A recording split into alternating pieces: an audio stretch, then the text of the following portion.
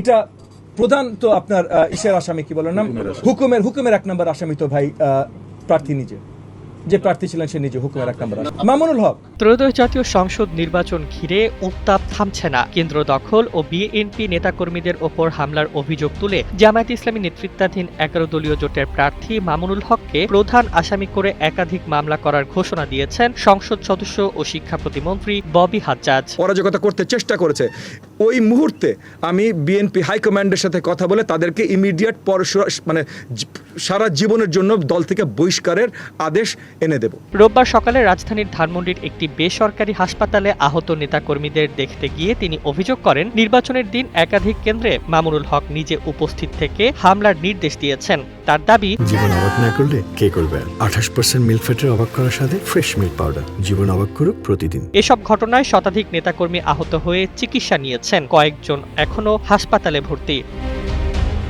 ববি হাজ্জাজ বলেন, নির্বাচনে জয়ের আগে বহু চড়াই উতরাই পেরোতে হয়েছে। প্রতিপক্ষ কেন্দ্র দখলের চেষ্টা করেছে। এই হামলা আমরা আইনের বাইরে যেতে দেব না।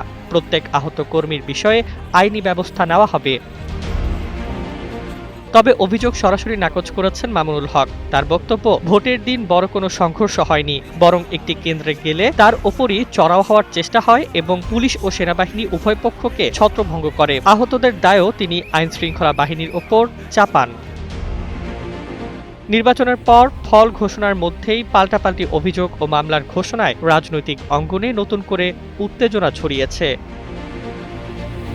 Desk report, Bangladesh bulletin.